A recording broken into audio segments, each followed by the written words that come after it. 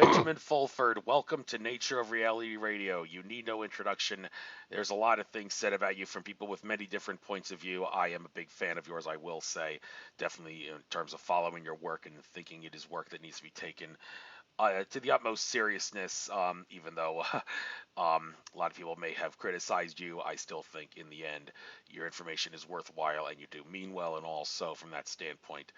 I have considered you a valuable source ever since I've first heard about you from your Project Camelot interview from way back in the day. One of the things I remember that interview was when you said, "I want to keep it down to earth. Don't want to talk about ETs, or I sound like a lunatic." Benjamin, if that was true, I would have been put in a insane asylum a long time ago with the stuff I talk about on this show. But out of respect for you, I will make sure to keep this a down to earth interview too. If you don't want to talk about that stuff, so.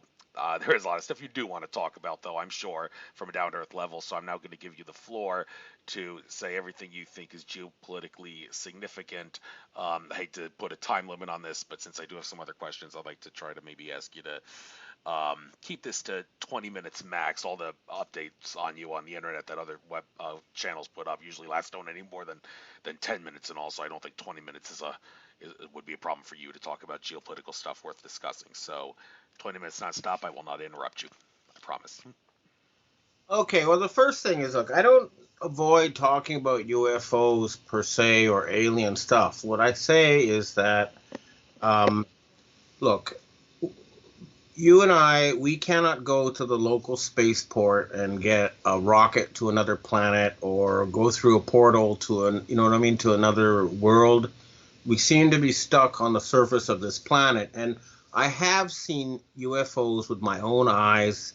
I've also met and photographed plasma-based aliens. Okay, I've photographed it, I've talked about it, but nonetheless, the reason I avoid that topic is because I think it's a lot like National Geographic cameramen. You know, they're there, you can see them, but they don't interfere between the lions and the zebras. And clearly, we're on our own. Whatever we can see, we're being watched for sure. But it's clear that they're letting us, or they're leaving us to solve our own problems by ourselves.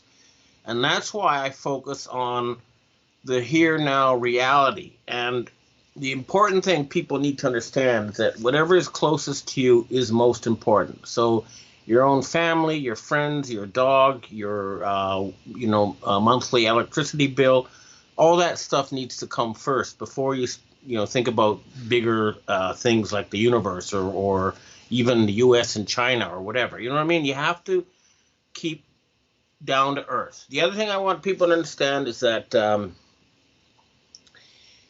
right now there is a battle between humanity and an artificial intelligence. I know that sounds pretty wacko, but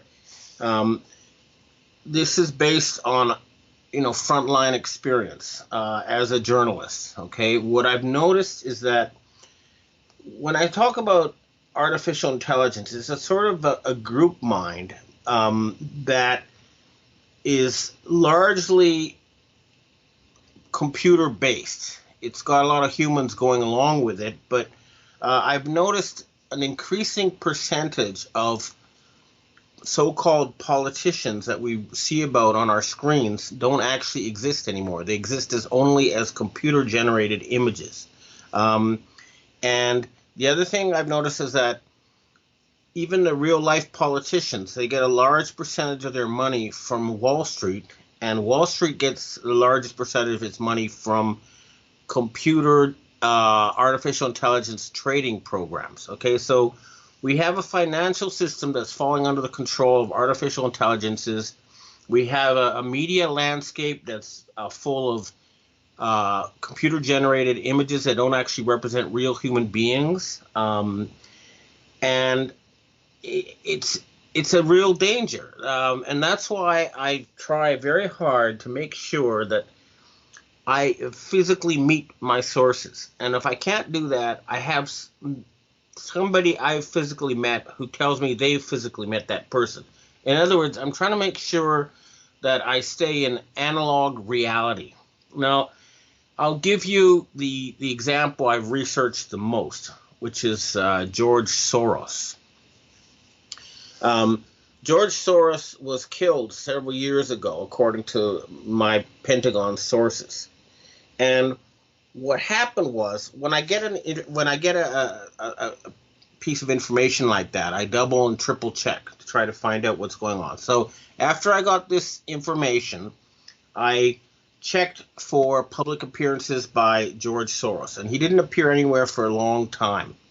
And then his family announced that they were splitting his fortune among the 5 children.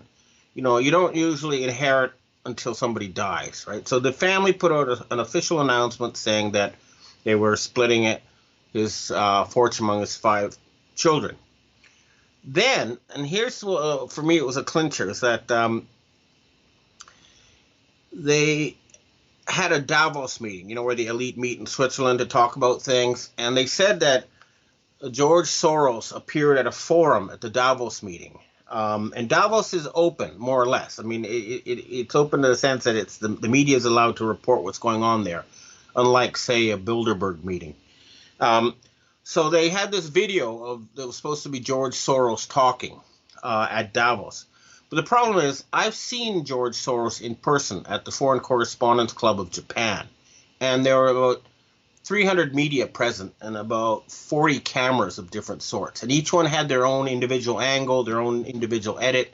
But all the sources, all like Bloomberg, AP, all those media, they had this video of George Soros speaking at Davos. But they were all using a Bloomberg feed that was coming out of San Francisco, okay? And as far as I can remember, I'm not an expert in geography, but I'm pretty sure that San Francisco is not in Switzerland. The point I wish to make is that recently as far as I can tell, this whole impeachment thing with Adam Schiff and Nancy Pelosi is a digital farce. It doesn't. My friend with an actual press pass in Washington, D.C., who actually goes to the physical Congress building, doesn't see it happening. Obama's fake, Hillary Clinton's fake. I'm pretty sure Vladimir Putin is just a lookalike with plastic surgery. I'm very sure. In fact, I'm positive. And he's the 7th Vladimir Putin actor. And I won't go into the details, but I say this having done a lot of research to back this up, including direct contacts with the head of a Russian company that provides security for oligarchs in Washington, somebody in Moscow, and somebody I've met personally. So anyway, the reason I'm mentioning is that what we're facing right now is a battle for the psychological process of deciding what we as a species do in the future. And we have been in the West under the control of a group of people who own the central banks. Okay, they own the Federal Reserve Board. They own the European Central Bank. They own the Bank of Japan. In fact, they own most of the central banks. I think the only ones they didn't own were like Libya, and then they got that. North Korea, they still don't control. And anyway, the point is, we're dealing with a small group of people, and this group of people are under the control of a kind of cult where they have to go along with the collective decision or they get killed. And if they do get along with it, they get great wealth and power. And this is what we're dealing with. And I as a reporter, if something appears on a video or in print, it means somebody has beaten me to the story. I have to get information from the real world and put it out there for the first time. Otherwise, I'm not doing my job. So this comes from actually meeting people and seeing things with my own eyes. And that's why it's very important for everybody to trust your own eyes above everything else. Don't believe all that stuff on the, check it. Make sure it fits in with everything else you know. Okay, so having said that, the other big story that I've been following, and this is how I got involved in all this in the first place, is that right now 65% of the world's people are in Asia. And the amount of economic activity in Asia is bigger than the West now. So there's been a fundamental shift in the power balance. And what's being negotiated right now is how the people who have controlled the world and the story of the world, especially in the West, for the past 300 years, are having to figure out how to share it with the rest of the world, especially Asia. Right now, these negotiations are ongoing, and there are secret talks going on where they're trying to come up with a new system for ruling the planet, for managing what we all share. And a lot of people say, "Oh, this is globalism. It's evil. It's all right." Look, we all share the same planet. We all breathe the same air. We all use the same oceans. There are things that go beyond individual countries. Now, I've said this to the Americans. I've said this to the Russians, to the Chinese. Nobody is going to take away your independence. Nobody's going to take away your freedom or your autonomy. We just need to work together for stuff that's bigger than individual countries. And that doesn't exist right now. So, for example, even any village, if there's someone who's robbing or raping, then the village gets together and they do something about it. Okay? It doesn't mean the village is a dictatorship. But right now, the village of the planet Earth doesn't have that. They have these international bandits who go around, stealing resources, murdering people, carrying out genocides, and there's nobody to stop them. And what I've been saying and what I've been getting, allies to support is we can't let that happen. We have to have some sort of, rules so that we don't have transnational crime operating with impunity. And unfortunately, the biggest source of this crime, objectively, has been the United States and Israel. I'm sorry, but that's the reality. And the reason why that's the case, and look, the United States in its 240 some years of independence has been at war for like 230 of those years, okay? So we're trying to figure out why this was going on, and the trail led to a group that, is known as the Elders of Zion. Now, I have Jewish ancestry, so I don't want this to be, labeled as anti-Semitic. It's got nothing to do with Jews. It has to do with a particular cult that thinks that it's up to humanity to carry out the artificial end times. In other words, they've been trying to start a biblical end times, which involves a war between Gog and Magog. And that means Israeli newspapers, for example, have labeled China, Russia, and Iran as Gog, and then the G7 as Magog, and they've been trying to get them to fight each other for this crazy project to start Armageddon. And there's a group called Chabad, who's, for example, President Trump's son-in-law, Jared Kushner, is a member, who believe that after this war, 90% of humanity is killed. They become slaves of the Jews, and each Jew will have 2,800 slaves. And these people actually own the central banks and have been trying to carry out this crazy project. And they're the ultimate source of most of the world's terrorism and most of the problems we're seeing, especially in the Middle East.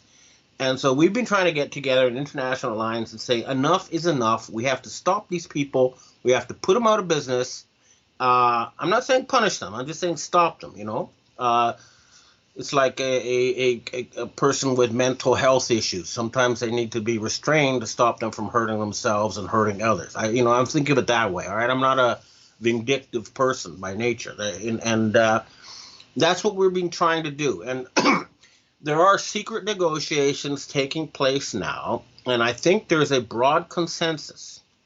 I'm talking about at the highest levels of, for example, the Catholic Church, the British Commonwealth, the Chinese Communist Party, the Russians, and the Pentagon, that we need to set up a new system, a better system for running the parts of the planet that we all share. In other words, and the project I've been pushing for is to set up a future planning agency with at least $1 trillion budget to carry out a huge campaign to stop environmental destruction, end poverty, and then finance human expansion into the universe.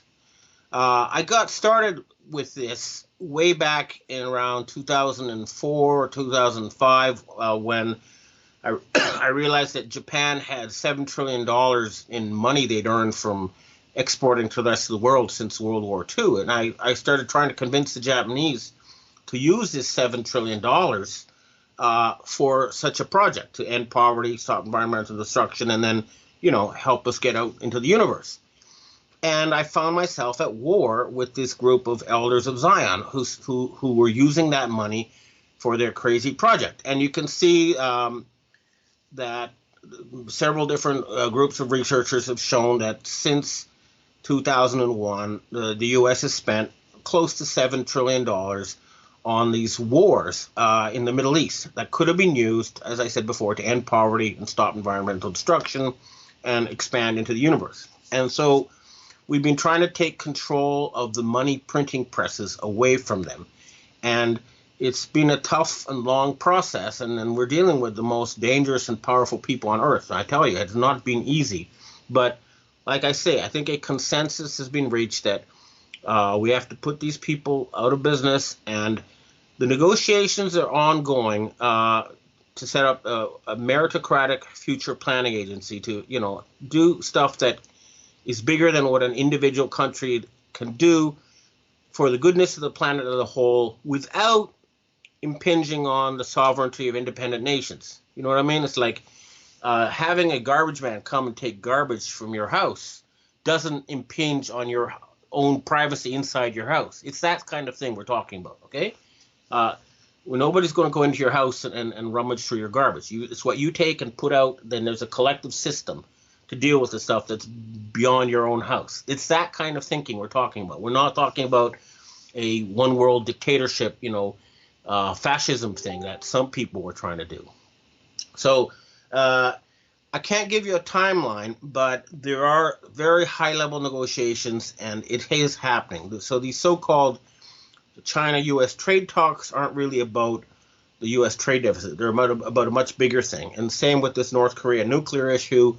All this stuff is really about changing the system that was put in place after World War II and coming up with a way so that we can stop the massive extinction event that we've been creating. Humans are responsible for the biggest extinction event worldwide since the extinction of the dinosaurs 65 million years ago. And we're having, millions of people who are dying of malnutrition and having stunted lives because they haven't had proper education and proper food, all that kind of stuff. And then these people have to burn down forests to grow yams to feed their families, all that kind of stuff we need to deal with because we all share that planet. I mean, we have a Nazi leader in Brazil who thinks that the Amazon is, for him and his buddies to turn into product. But no, the Amazon belongs to the entire planet. It just doesn't belong to a few Brazilian oligarchs. This is the sort of thing I'm talking about. Anyway, there are negotiations taking place. I can tell you at the end that there may be some high-level meetings in January that might produce something. But we're talking about an entire planet, so it's really taking a long time. And I'm not going to give a specific date, but I think at a fundamental level, we have achieved victory. And it's now the devil's in the details. But I think that we have a consensus at the very highest levels of power that we need to, fix this planet up, and it's going to happen. Okay, so that's what I have to say for myself. Now, if you have any questions or any comments, I'm happy to listen now. Oh yes, and well, regarding that thing that you said, you don't want to really give a time frame. I don't blame you, and I think that's very reasonable, not to give time frames on things. Well, that said, I'd like to give you the opportunity right now, and some things I wanted to say, but a voice in the back of my head said, no, don't say them out loud, these things, because Benjamin Fulford might get ticked off about this. I'm just going to say in passing and about how, okay, well, I had someone on my show not that long ago who you were pretty close with, and I re-listened to some of the interview today where he said things about you, and I'm not going to say those things, but just know that he was not on the same page as he was before, and I want to give you the chance to explain why you don't seem to be on the same page as him, because I've seemed to have recalled you mentioned him a few times in those Ben Fulford updates that other channels play. I am talking, of course, about ex-Freemason Leo Egami. What exactly happened with him, and why did he say the things about you that, well, people are welcome to listen to in that interview? I'm not going to say them out loud now. It's up Well, there on no, my look, channel. first of all, a couple things. One is, if it's an ad hominem attack, so if he's saying he's crazy or stuff like that, I'm not going to respond to that. But if it's about content, about fact, then I'm happy to talk about it. Now, let me tell you about Leo Zagami and what happened with him. He okay. When I was first starting these activities, an order was sent out to have me assassinated, and then the South Korean secret police told an Asian secret society, and they offered me protection. Okay, and then I suggested that since they had literally 100,000 assassins at their disposal, that they threaten the top elite of the West unless they stop their plan for World War III, right? And that's when Leo Zagami came out to visit me. And Leo Zagami, I hung out with him. He came to Japan. We spent a lot of time together. Then I went to visit him in Italy. Now, let me tell you, first of all, having spent a lot of time with me, he has told me that he was a Satanist. He has told me that he once ate a human fetus, okay? And the other thing that happened is when he was here, he tried to get me entrapped. And then when I went to visit him in Italy and to talk to the P2 Freemasons, he tried to have me poisoned and killed. Okay, and I have this, I'm in friendly with the man he hired to kill me. Okay, and we're actually now in negotiations. So, look, look, I could go into more details about the stuff he did, but I approached him in a friendly manner with the ideas I've just talked about having a better system for running the planet, and I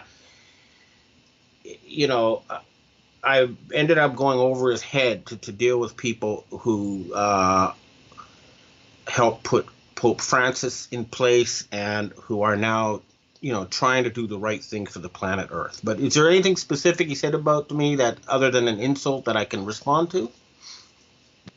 Okay, you actually want me to say this. Okay, he said, member of Chinese Freemasonry, which is nothing like founding father Freemasonry. You're a Chi-Com spy, and he thinks you're under demonic possession.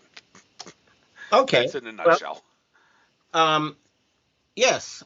First of all, there was several societies that have offered me their help, and I had no choice because otherwise I'd be killed. But this includes Chinese Freemasons, includes the Red and Blue Society, includes the Dragon family, but also I would like to mention Scots Rite Freemasons, and I've had friendly contact with other members of the P2 Freemasons and with the Russian FSB, all sorts of people. Okay, so and I had no choice because when you're dealing with these levels of power, if you don't have some organization behind you, you're dead.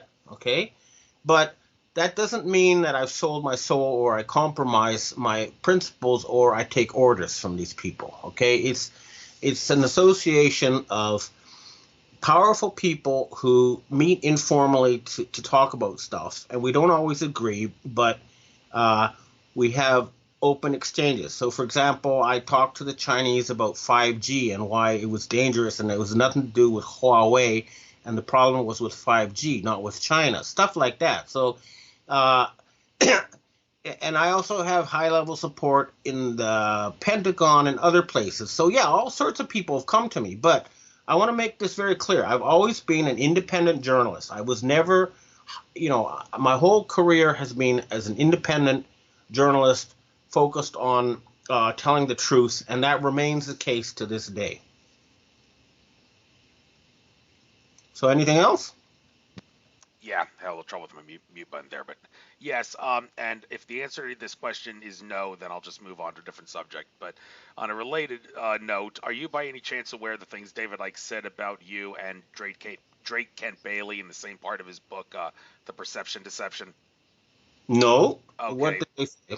well, it was okay. So you want to know? It was basically just things about how Benjamin Fulford kind of may have implanted the "come and save me" mentality into a lot of people, thinking, okay, things will happen by this date. People will all be free by then. So it was a while ago when I read the book, but he also mentioned the same thing about Drake Kent Bailey in the same section, coincidentally, about how the whole mass arrest thing, get the militias ready, and then we'll all be free, and that didn't manifest like um, all the White Horse people wanted.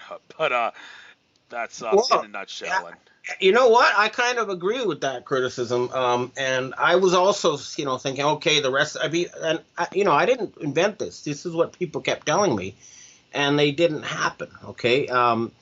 And this is something that I've also complained about. But yeah, I think at the end of the day, we need to do it ourselves. We have to put the pressure. You can't passively wait for somebody. Everybody has to do what they personally can, and whatever is closest to you is most important. So if it's just a little thing like a neighbor who's abusing his children, then deal with it. You know what I mean? But if everybody did that, then we'd have a much better planet. And but having said that, okay, mass arrests haven't taken place, but actually they have. Okay, you can check public records. There are literally tens of thousands of pedophiles have been rounded up. 4,000 pedophile priests have been removed from the Catholic Church hierarchy. Uh, we've replaced the Pope. We've replaced the King of Belgium, the King of Spain, the Queen of Netherlands, the Emperor of Japan. So a lot of stuff has happened at the highest levels. Okay, it's not like nothing's happening, but we're dealing with a planet of 7.7 billion people. It's not easy to do, but at the very highest levels, stuff has happened. And the fact that Hillary Clinton, or I should say Hillary Rockefeller, was not anointed president, that was a very big one. Okay, that was a huge victory for us. Even though Trump is like I would say the lesser evil. He's not a perfect man, but definitely it was a good thing that we stopped Hillary from getting stolen into the power structure there. Okay, so it is going on, but not enough's happening. And I agree that we shouldn't passively sit and wait for somebody to save us. We all have to do what we can. right, Anything and else? yes, and just a little disclaimer in case the trolls try to have a field day with me bringing this up. One thing I take very seriously on this show is to give people the opportunity to give their side of the story and keep things as impartial and informative as possible. And that's the reason I gave Benjamin Yeah, Fulford the opportunity to speak his mind in his case on these issues. Just yeah. that. Look, But somebody tells me, say somebody speaks behind someone else's back, okay, and says, "Oh, um, uh, she's a shoplifter." I'd go straight to that person and say, "Are you a shoplifter?" I wouldn't, you know what I mean? Like, so I'm happy to answer anything, and I appreciate being given the opportunity to respond to legitimate criticism. And if I'm wrong, I will apologize and change my opinion too. I'm not like closed-minded. But go on. Anything else? okay, couple things. You mentioned George Soros being dead.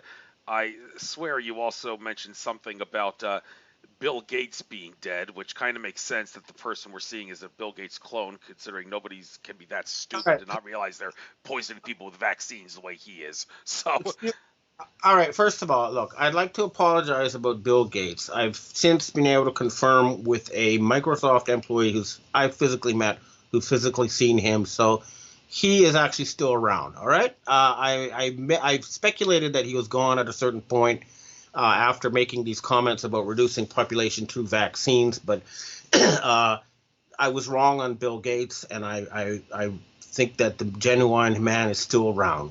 Whether that's good or bad, that's a different issue. But I was wrong about that. Okay.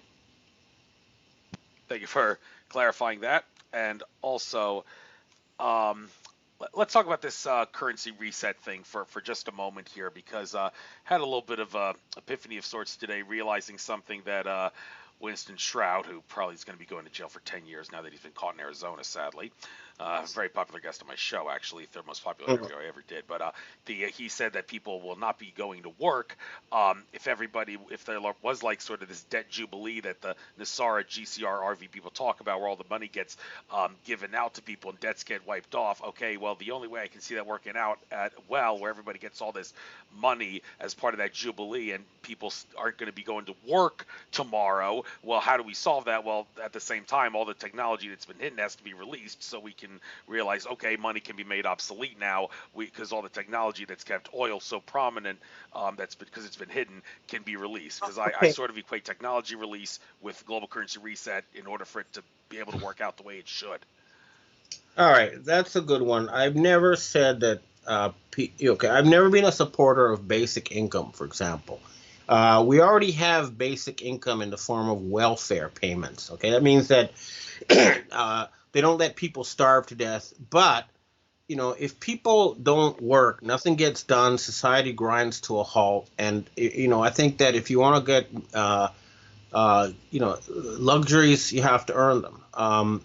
Otherwise, people become decadent. So I've never been a proponent of paying people for doing nothing. And I think welfare should be really limited to people who really can't support themselves.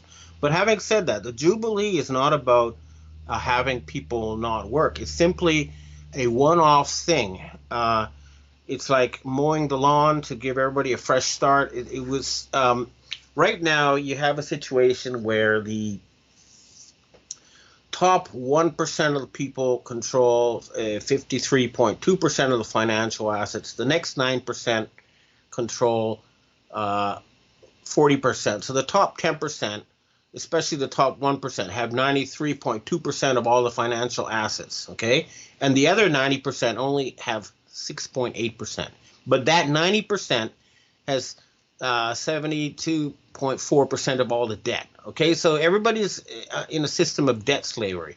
And all I'm saying is that if you make the 90% of the people too poor, you kill the goose that lays the golden egg, and we're talking about a one-off thing. So it's not like so for example, one proposal I've had is that everybody should be allowed to own the place they live in, so they don't have to pay rent, and all their debt should be canceled. And landlords can be paid with the equivalent of the rent they got with government currency.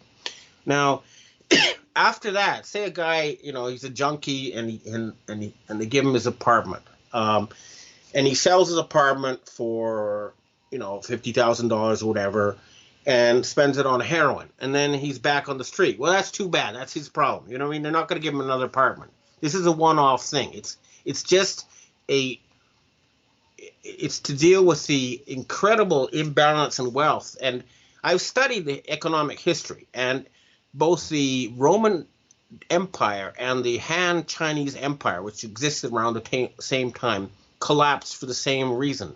Excessive concentration of wealth led to social instability and societal collapse. So I'm not talking about giving everybody money for not and having nobody work, because that would lead to this is not going to work. I mean, it's going to be chaos. It's like, say I decide I'm not going to wash dishes anymore. Well, what's going to happen? I'm going to have a sink full of dirty dishes, and I'm going to run out of dishes, and I won't be able to eat off clean plates. It's the same with society. Somebody's got to wash the dishes, or everything grinds to a halt. But you can have a spring house cleaning to just give everything a reset, and that's what I'm talking about. Okay? Yes, and I've got some people in my area of like research and communication and all who have asserted that like going into the future, the if assuming the currency reset to a gold standard currency does happen, that is supposed to be like the kickstart of a 10 to 20-year period where humanity eventually transitions to no money at all, which would be huge to join the club because Alex Collier, say what you want about what the things he says, he did say we're the only civilization in the Milky Way that uses money, and that should make you really pissed off to realize that you're living on this planet and not say, can we join the rest of the club? Well, let's have a currency reset and then 10 to 20 years of no money at all. Do you know anything about that possibly working out, or is that too far into the future for you to even consider? Uh, I try to deal with the here and now, and right now, I mean, maybe Gandhi didn't say it, but he should have said it. Money is important. It's a way of keeping track of who owes who what. It exists in the animal kingdom. It's a part of nature. You know, if you have a parasites sucking the lifeblood out of their host, at a certain point, everything grinds to a halt. So, we need a way of keeping track of stuff, and that's what Well, money does. But somebody is at my door. go ahead and answer Hang your. on a second. I gotta. I bet someone ring my door soon too, so that's good. Go ahead.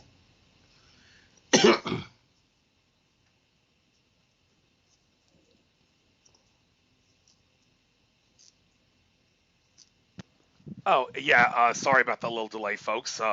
It's taken care of. I actually just had a pizza delivered by a family member who I completely forgot was going out to get food for me because they knew I couldn't come to the dinner with them because I'm doing the show with you now. Right. So we're back now. Sorry for that little delay. So already lost So, my train of thought. What were you okay, talking but about anyway, there? all right. So even like the super rich, they run into at a certain point a wall. So, for example, maybe they can buy a super yacht, but they can't buy a billion people and turn them into slaves. You know what I mean? There's always a limit. Otherwise, if there's not a limit, it just it runs into fundamental obstacles. So I think though that if you study the real economic history, you'll find that U.S. standards of living have been dropping for 90% of the population since 1972. And that's the year when the U.S. went off the gold standard. Now, having a financial system that's closely linked to reality is much more stable and it's better for, the 90% of the people than when you have a system where a few secret people give themselves the godlike power to create money out of nothing and have been acting like gods, which is the problem we've had since the Nixon shock of the 1970s. And we are now paying the price for this, especially the United States. I mean, the United States is basically headed already bankrupt because their financial system has become a giant hallucination and it's out of touch with reality. And if you ever had a friend with serious mental issues who suddenly thinks that they're Napoleon Bonaparte or something, and they run around trying to order armies to follow them, at a certain point they end up in a mental asylum or you know what I mean? Like it's not real anymore. And that's sort of what's happened with the current financial system. We have literally quadrillions or what was it? Anyway, I had to study big numbers to deal with this stuff, but it has nothing to do with the real world anymore, and that means it's not real, and that's why it's crashing back to reality, and that's why they're working on a new system that, as far as I know from talking to the people who actually are setting it up, is that it's based on real things like not just gold but silver and oil and grains, like a basket of commodities, and it is going to be mostly digital. So people will be able to pay with their phones or just staring at something and they scan their eyes. But it will be linked to the real world. It won't be allowed to. People won't be allowed to create something out of nothing. Um, that's my best understanding. I'm not giving all the details, but they are working on such a system. And when it will happen, I don't know, but it's already started a little bit. You don't see it, but if you look at the US dollar, the reason why it hasn't collapsed is because it's been operating in a very close band with other currencies and with gold. Okay, so uh, I think surreptitiously a lot of the transition has actually already taken place.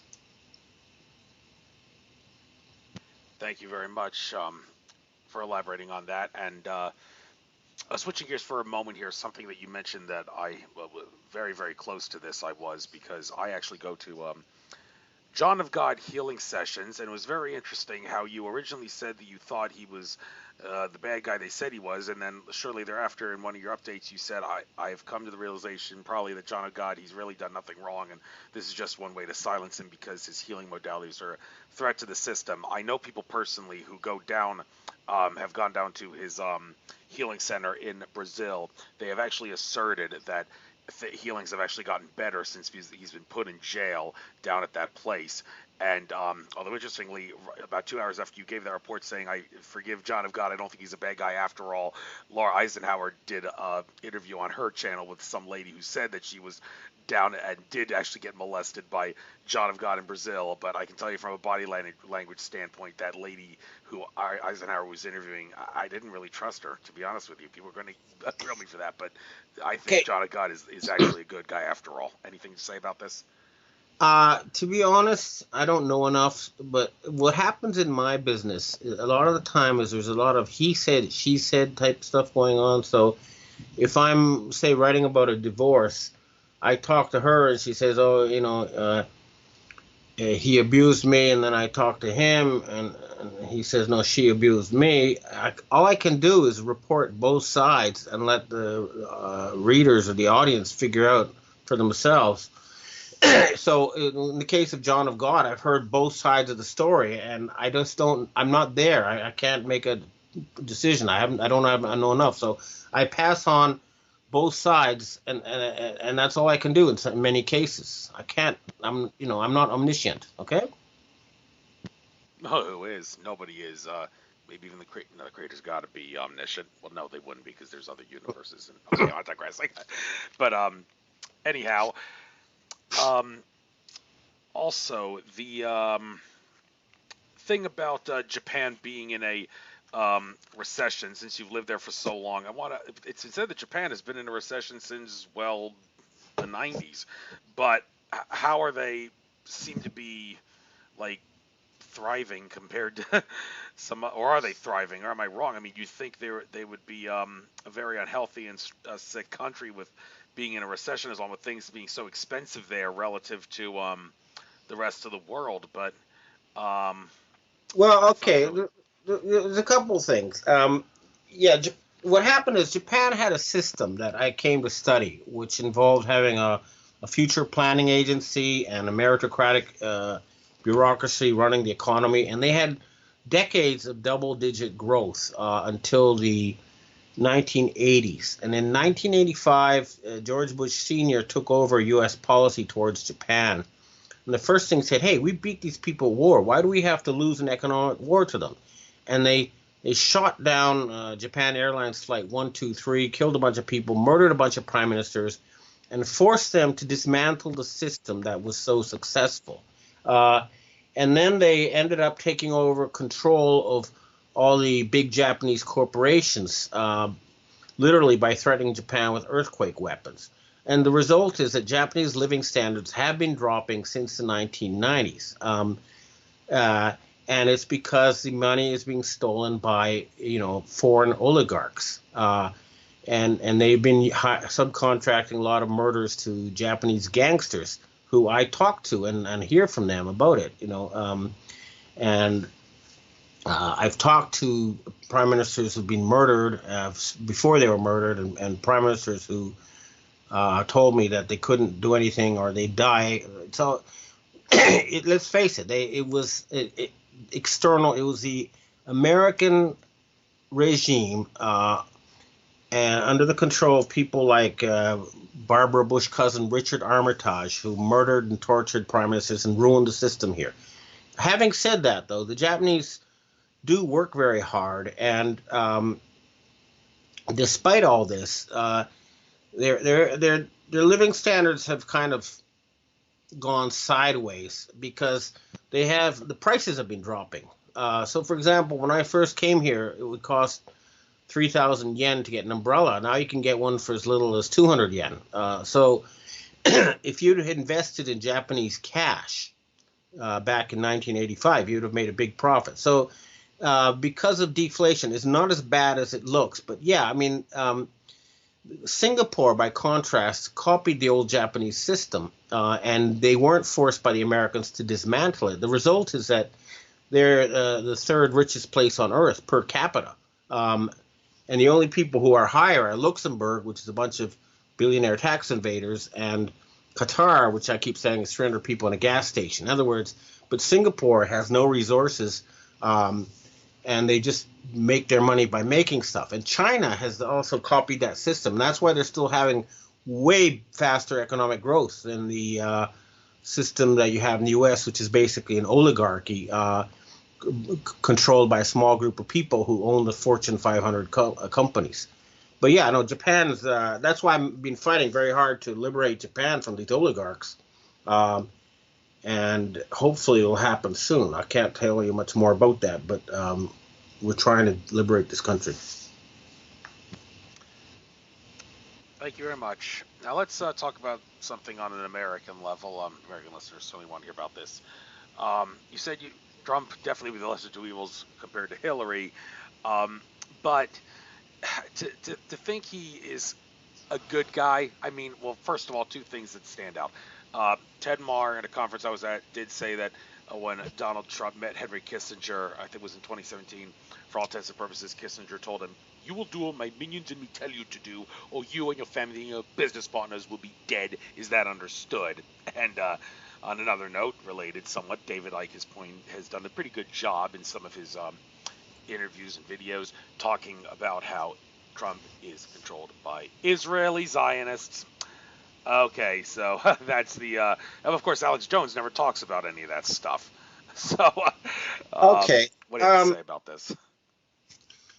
All right. First of all, Henry Kissinger was a bagman for David Rockefeller, and after Rockefeller died, he's been trying very hard to take over, but he hasn't really succeeded. Okay, so he's not as powerful as you might think, but he is very influential among top leadership because he's got you can convince him of stuff. But I'm telling you, he's not nearly as powerful as you think and as he wishes to be. And he's 96 years old. he's not really the power behind the throne. He's just one influential think tank type of guy. He wasn't able to take over Rockefeller's shoes. All right. So having said that, Trump is, if you look at his comments and his actions, you can see that he is pulled between opposing forces. So one day he says Syria used sarin gas against its people. We're going to attack them. And then the next day the Pentagon says, no, actually they didn't. It was a fake. And then so Trump turns around and says the opposite. And so he is definitely pulled in one direction by the Zionists and another by the more moderate people in the military-industrial complex. And that reflects a power structure among big bureaucracies or power groups, and so he had to survive. He has to swing back and forth depending on who's winning the ongoing struggle. But yeah, he's not a free agent, and he's not. I always said he's a lesser evil. He's not the ideal solution. And his view of just goosing up the stock market forever as being the solution is shown by economic fact not to be the case. So, Trump is. I always said Trump is a bit like Boris Yeltsin. He's there to provide over the collapse of the old system and the birth of the new. But he's not going to be in charge of the birth of the new. He's just there to oversee the collapse of the old. That's my view of Trump. Thank you. In regards to the upcoming American future elections, I didn't watch this interview in its entirety, but some guy at Porter Stansberry Research did provide a video saying that one of the Democratic candidates is sure to beat Trump in the 2020 election, and they're basing it on, well, trends and such that stock market people would base things on. But do you see Trump being a two-term president? And Look, I think that whole U.S. political circus is a farce, and since you have electronic voting, your elections aren't actually democratic anymore. So it really depends on the power struggle behind the scenes. And so, say even if Trump is reelected, his agenda will not be controlled by him. It'll be by whatever power group is using him as a front. But I personally, if I had it my way, there wouldn't be an election in 2020, and the United States would be dissolved and replaced completely by an actual republic. That and not the. You see, Trump is the president of the United States of America Corporation, which was established in 1871. And I think you need to go back to the United States Republic, your Republic of the United States of America, that won its independence in 1776. Remember Benjamin Franklin, my namesake, was asked after big meetings by someone, what form of government do we have? And he said, a republic if you can keep it. And they couldn't keep it after 1871. So I'm in favor of completely revamping the structurally corrupt system you have in Washington, D.C. So I'd like to have none of the above if I had a choice in 2020. Okay. Well, fair enough, but government doesn't understand it's only supposed to be there to exert by any force to protect the rights and property of everyone under the auspices of that government, and of course the collective authority of a group ain't supposed to be more than the authority of any individual in that group, but government don't act like they understand that. So now another thing I want to mention about America that may be a big issue in regards to the whole issue of how we deal with currency and all, the where's the gold question. Now, if it is the case that all the gold of the United States is like not in the United States, it's somewhere else, then, well, how can America not go into some sort of recession even if a gold standard is in place? Because they got no gold to exchange for the currency, do they? Well, I don't know. As far as I can see, I've seen no proof whatsoever that you have any gold. In fact, I've seen lots of proof that Fort Knox was emptied. It was nearly empty in 1971, which is why Nixon took the U.S. off the gold standard.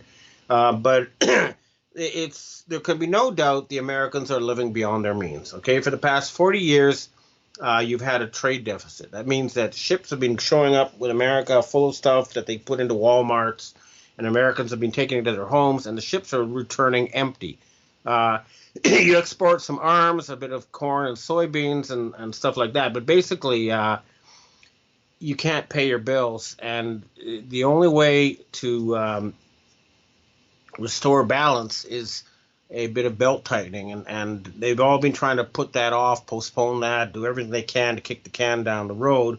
Uh, but at the end of the day, if you want to make America great again, you have to return to making stuff and the real world economy, and not this virtual financial thing that you've had a free ride with for so long. Yes, and I do seem to recall you acknowledging in one of your Goldfish Report recent interviews that you do not support cryptocurrency. Can you explain in detail why? I'm not saying I don't support cryptocurrency. What I'm saying is that cryptocurrency needs to be linked to things that really exist. I think the easiest to explain example would be a tab at a bar. So you have this local bar you go to, and instead of paying for beer and snacks every time you go there, you keep a tab, and then at the end of the month, you pay your tab. And the cryptocurrency can be like that tab, where it's based on actual beer, but at a certain point, if you don't pay your tab, you don't get any more beer. Okay, so it has to be tied to something that really exists. Otherwise, it's not real. Okay, so it's like a method of accounting for stuff that really exists. If cryptocurrency is like that, then I'm all for it. And if it means you can bypass governments, then I'm all for that too. But I just, like I say, it has to be connected to the real world. Thank you. Well said. Um, all right. Okay, and regarding the release of technology, and also, well, actually, before I get into that, something I want to mention about Edward Snowden. It seems like he's disappeared from sight. Haven't heard much about him. Well, it's been said by Ted Marr and a few other people that presented at that conference that I was at that he ran, that Snowden and Glenn Greenwald and the people in their boat do have documents that would, for all intents and purposes, show that the 9/11 Truth Movement was right all along, but they aren't releasing it because the powers that be said we're going to murder lots of innocent people if you do, and well, I personally think Snowden shouldn't be chickening out in this regard because if the wars in Afghanistan and the Middle East continue, then the amount of people that are going to die in that is definitely going to be greater than the amount of people that are going to die if they make good on this threat if Snowden were to release those documents. And well, I was going to say something about technology being released, but if you have documents that can show that 9/11 was the troop movement is totally right all along, then no doubt there's other people out there that have documents that would expose technologies that would make oil obsolete and, well, to change the world. So the speeding up of disclosure is not been as good as some people want, and it's ticking a lot of people in the truth community off. Any words of wisdom or advice out there on the people that can speed up disclosure, other than don't chicken into the powers that be, don't give in to their threats, suck it up and take it like a man? Okay. Here's my. Let me tell you something. I used to work as a tree planter years ago, and one day a bear walked into our camp, and there was a young woman with her dog in the tent next to mine, and the bear walked right up to her tent, and the dog just ran away like a chicken. Okay, just took off, and then some people came with guns, and they shot the bear in the head, and it fell down, ran out, got up, and ran off into the forest, right? And then after that, the dog kept running back and forth as if it was attacking the bear, right? And meanwhile, everyone else is actually chasing the real bear, okay? So I feel like the people who are stuck on 911 are like that dog. They're running back and forth at the scene of a crime when at the time they didn't do anything. Whereas the real bear, the people who did that are still there, and you still got to chase them down, right? So I wrote a lot about 911 truth early on, but I've since moved on to try to follow the people who did this and keep chasing them down until we got them, you know? And that's happening. And they are being hunted down, and that's what we're doing. Look at Benjamin Netanyahu. He's been finally indicted on corruption charges. He's one of the top people there, and he's been removed. A lot of them have been removed. George Bush Sr.'s dead. He was executed. So we're after them. We're getting after them. But we're not going back and keep harping on about we all know was a crime and who did it. We're going after the perpetrators to this day. As far as the secret technology is concerned, there is some stuff that needs to be kept secret. Like I said, I don't think people should be able to go to a convenience store and buy a nuclear grenade. You know what I mean? And then say, oh, I don't want to do my homework, so I'm going to blow up New York City. So, okay, some stuff needs to be kept secret. Having said that, according to the American Association of Scientists, there are 6,000 patents that have been suppressed for so-called national security reasons, and a lot of those don't need to be suppressed. And maybe you didn't notice, but the U.S. Navy has recently released patents for anti-gravity technology, and they've also released patents or trademarks for or patents for compact nuclear fusion. So there actually is controlled release of this technology already taking place. The other thing that's happened, for example, is that solar power was artificially kept expensive by the oil companies, but now countries like India and China have made solar power cheaper than oil. So it is happening, but it's sort of like you have, say you have the Stone Axe Cutters Guild, and they've been making stone axes for 500,000 years, and they've got their families to support, and they're all sharp. And then you come on with copper axes, right? Well, you have to transition from the stone axes to copper axes in such a way that you don't create a huge mass of unemployed, disaffected people while you're doing the transition. So we need a careful transition to make sure there's not huge social disruption. And that's what I think is happening.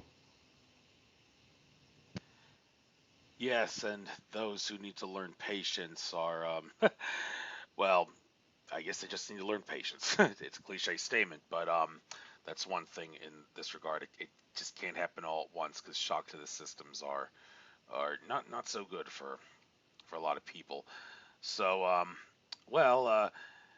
About Benjamin Netanyahu being indicted, I mean, when you say he's been indicted, this is I mean, like, what is the probability? I should ask that he's gonna get thrown in jail, and we're going to see it on like live TV. I mean, Well, it's already what you've seen is that he's effectively lost power, and this is on live TV. You can see that the man is no longer the dictator of Israel, and but I'm hearing the latest. I'm not saying I'm in favor of this. I'm just reporting the news as it exists, not as I wish it to be. Is that he's going to confess, be forgiven, and then he's going to be out of power. He's going to be an ex prime minister, and he's no longer to be in charge of stuff. And I've also heard he's actually reached a plea bargain where he has ratted out on a lot of the people who were behind Fukushima and 911 and other things in exchange for his life. And by the way, one of the people behind Fukushima was Leo Zagami. I say that on the record. If he wants to sue me, I welcome it to it. But I am accusing him of being complicit in mass murder, and that's because I have proof. okay, I'm going to leave it at that in regards to that subject. So, well, we've almost reached the hour point. So, I guess didn't want to go past an hour. So I'll give you the chance to right now get anything out that you'd like to get out. And out of Okay. curiosity, do you have first of all one more question? That Facebook account that has a picture of you paddling a boat, you said that that's not actually your true account, right? It's Well, okay. I used to have a Facebook account. Now Facebook was set up by the Defense Advanced Research Project Agency, and they put a grandson of David Rockefeller by the name of Mark Zuckerberg as a supposed CEO, but it was just given to him because he was a grandson of David Rockefeller. And when I had a Facebook account, I got quickly 5,000 people, and then I found that they were censoring. I couldn't answer questions people were asking me, and I couldn't post stuff on my own Facebook, so I dismantled it. And then 4 different Facebooks appearing to be me, or pretending to be me, appeared. Now, recently I had a webmaster who came to help me after my site was shut down by PayPal, who asked for permission to set up a PayPal or a Facebook account in my name, but I haven't personally been posting on it, and I don't have a Facebook account. Okay, that's the story there. yes, because someone who's been sabotaged and faked, think you're dead. All the more reason why you should be listened to. So I figured I'd point that out. People are saying, don't listen to him. Nothing he says is worth your attention. So we're going to show that by making fake accounts of him. So, Always check facts for yourself, though. Don't believe anything I say. Check it out for yourself. Confirm it from other sources. Make sure that you have multiple sources of information and trust what you see with your own eyes first and foremost. Okay, then to conclude, here's what I'd like to say is that we are working on fixing how we run the planet, and everybody needs to do their part. But the good guys are winning. We have won. It's just a matter of how to unfold this in a responsible manner, and I expect big things in 2020. But rest assured, the good guys are winning, but it's not over. So please don't give up the fight until this is finally done and over with. Okay, thank you very much for having me on. you're very welcome. Take care, Ben. Good luck. Yep. Pleasure.